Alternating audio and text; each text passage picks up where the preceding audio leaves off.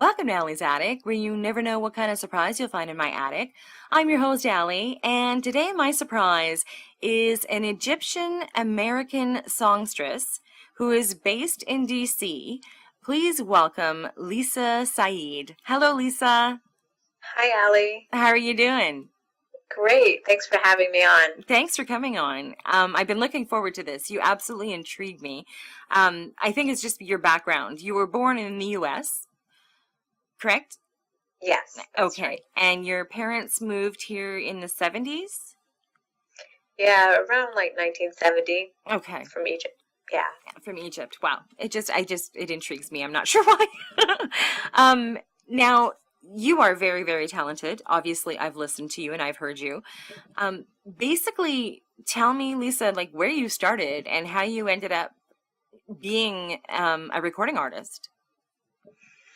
Yeah, it's a long story, but basically when I was younger, I just was a high consumer of music. I didn't really play much music except for maybe in school. We just had like little different music education things, but I didn't really learn how to play anything. I ended up doing sports um, through high school. It wasn't until after college that I basically just decided. I was living in Nashville, and some friends knew how to play music, and I was like, wanted to start a band with them.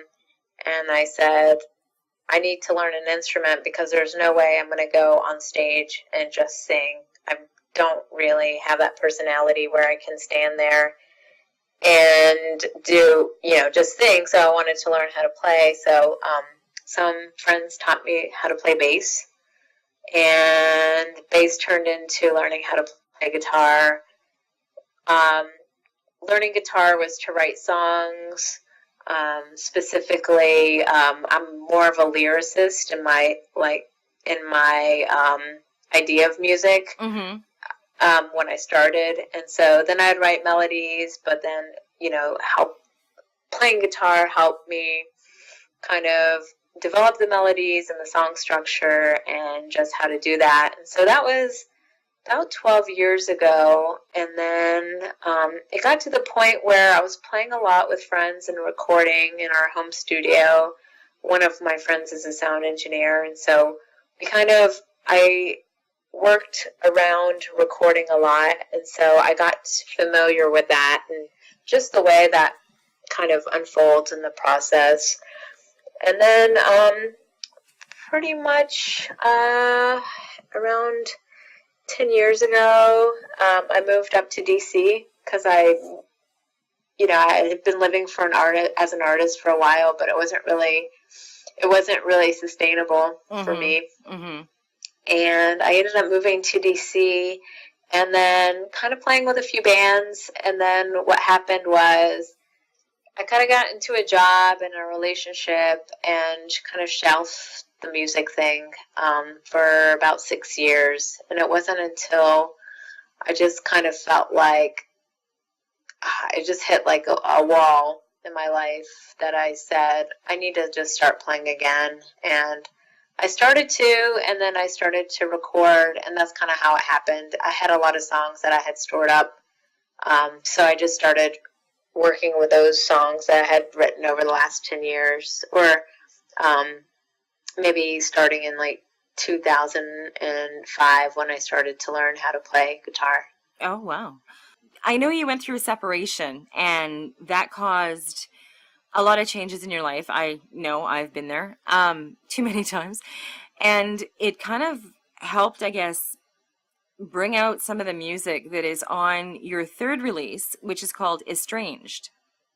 Correct, yes. And that came out in August of 2016.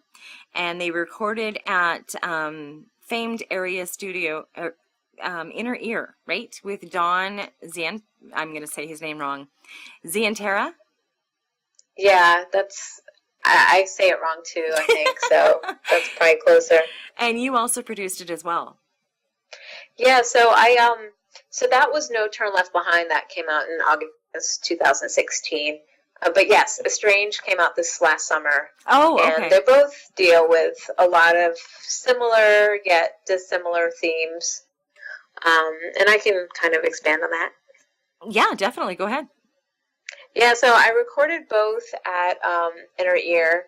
The full album was kind of all those songs that I had stored away over 10 years. So, although a lot of it might look like somebody might have called it a post divorce album, a lot of those are more folk, kind of more laden with kind of being lost.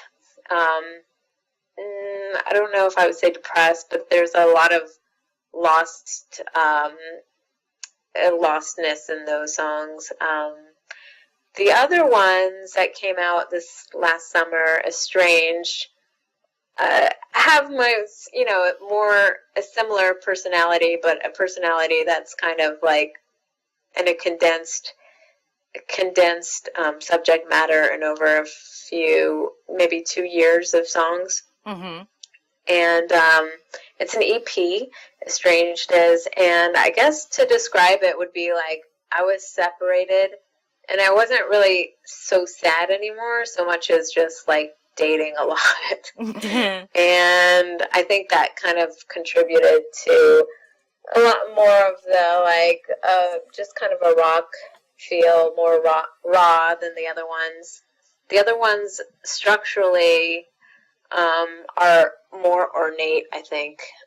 Just more instrumentation on it. And I could talk about, a lot about the production, but overall, I think Estranged is a lot more just kind of raw and less instruments, but kind of still like layered and a little bit more, I guess, a little bit more rock. Yeah. Well, and your genre, like we were talking about this before, is kind of raw rock and a little bit of Americana, and like you kind of combine a lot of genres, which I like because you're not putting yourself in a box. What? Yeah, I like to think of it as like a roots rock, kind of a throwback. Some of it's throwback to the 70s music that I really like especially the early 70s. Yeah, me too. That's all I listen to, and that's what your music reminds me of, especially the one song. But we'll talk about that when we get there. Um, Now, you've also had somebody on there that you can hear it right away. And I think I can't remember which song it is. You can hear it right away, the mandolin. Yeah, it's an unestranged. Andrew Cox played mandolin on Peel the Moon and on Up Not Down. Yeah, and you can hear it. It's beautiful. It's absolutely beautiful. It just adds to it. And it kind of works with your voice because it's so, like you said, you're lyrical. And it just blends really well. I absolutely loved it when I first heard it. Um, Now, where do you want to go from here music wise? What are your goals with your music? I just want to keep writing songs and putting them out.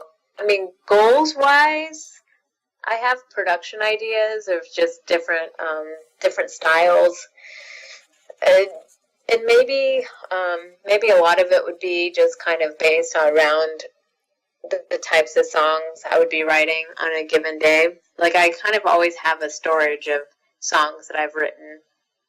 So so this last release, which was 4 songs, there could have been like 10 songs that I just have that I could use, or I could just use other new songs. But I just want to keep doing it, and I like playing. I've grown to like playing out, but that was a hard push for me because I'm usually just a record. I usually feel more comfortable just recording. Oh, okay. But the more I've played out, the more I've met a lot of people and really enjoyed it and feel like I understand my own music a lot better now. And that's wonderful. And I know I've had songwriters on that are just basically songwriters, and they talk about um, having emotional attachments to the songs, and those are the ones that are the best songs. And it's weird. We all kind of go through the same things, not exactly the same, but I mean, falling in love, having your heart broken, losing somebody, like just all kinds of things. And it's just amazing how songs that are written from the heart connect with so many other people. And I think that's the beauty of songwriting. And I think those are the ones that really capture people. And I love that you took all of the angst of being separated and then going back out into the dating world, because I'm doing that now and it sucks. Um, and kind of all Yeah, put that it, sucks. yeah, it does. And you kind of all put it into your music. And I absolutely love it. And I just think that every songwriter should do that. And unfortunately, not everybody does, but you do. And I'm really happy about that. Um, Now, where can people find your music if they want to buy it and learn more about you? I know your website's going to be up on my website, but what other platforms are there? So it's pretty much everywhere. It's on Spotify, SoundCloud. Some of it's on SoundCloud. Let's see, what are the other big ones?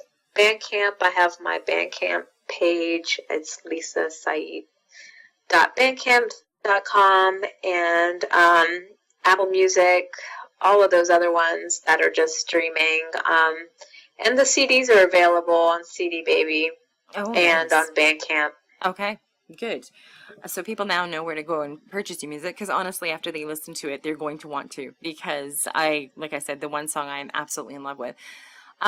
Now, because you kind of started off musically later, like in college, like you said, and then you took kind of like a 6 year hiatus because of a relationship and a job, and now that you're back into it, and doing well, what kind of advice would you give somebody that's just starting out in the industry?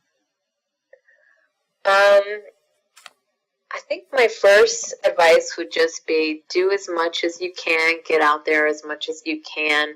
Don't expect anything in return except for a bunch of surprises. And those surprises could be anything from just meeting people who like your music, to just meeting collaborators, but everything is enriching. It might not be monetarily enriching, but don't stop doing it because of that Yeah, reason. it has to be a passion. If you're in it for money, you're in the wrong business, unfortunately. I don't think people realize that a lot of independent artists have full-time jobs and then do their music after they've worked a full day. Um, and that's what drives you, is the passion for the music. And that was great advice. Now, I just have one more question for you. Like I said, you absolutely intrigue me. I love your voice, and I love how I can connect to the songs. Now, are you like, if somebody came up to you and said, "You do you want to sign a record deal right now?" and said, "Okay, this is how you're going to do your music. This is where you got to play. This is," would you want to do that, or do you want to stay independent? I like staying independent and in control.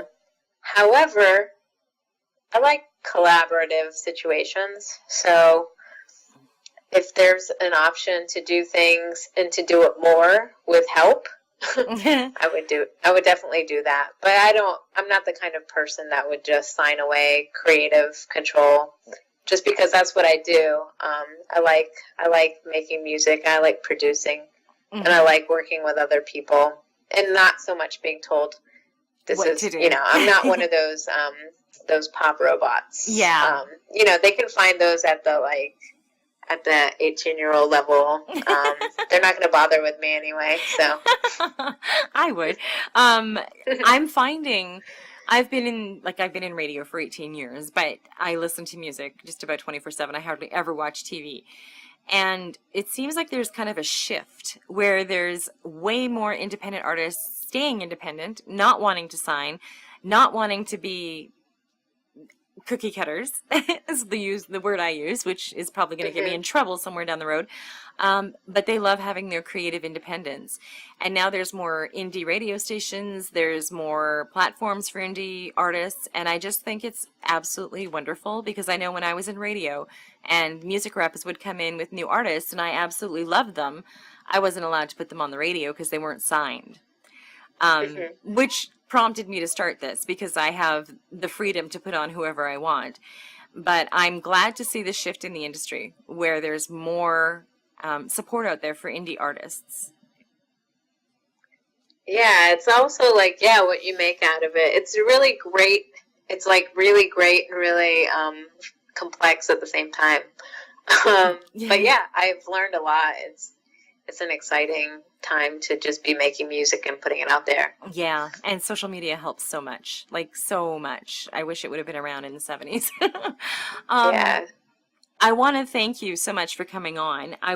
Let's talk about the songs we're going to hear. What two songs are we going to hear from you? So we're gonna hear Some Dudes Hmm. and Up Not Down.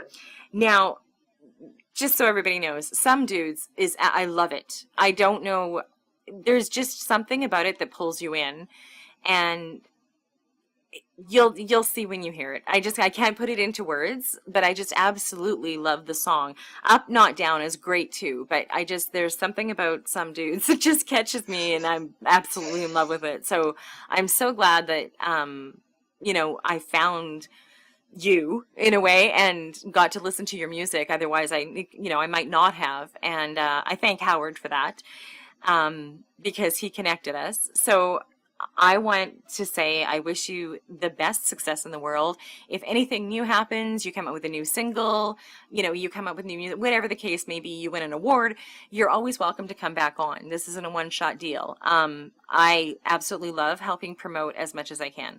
So that's available if you ever do want to come back. But I mean, you know how to get in touch with me now, so we can keep in contact. Um, and like I said, your website will be up on my website. Everybody will be able to click on it, go directly to your website, find out where all your music is, and be able to purchase it and purchase it. Like, let's help independent artists. Let's help them out. And thank you, Lisa. Like, I absolutely enjoyed talking to you before the interview and during the interview.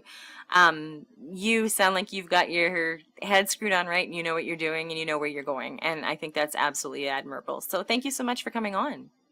Thank you so much. I'm so honored, and I'm so happy to hear you connected with those songs. And it gave me chills to hear that. So thank you so much. You're welcome. Thank you. And thank you for coming on Allie's Attic and joining me on Allie's Attic. Keep checking my website because you never know what kind of surprises you'll find in my attic. Cheers.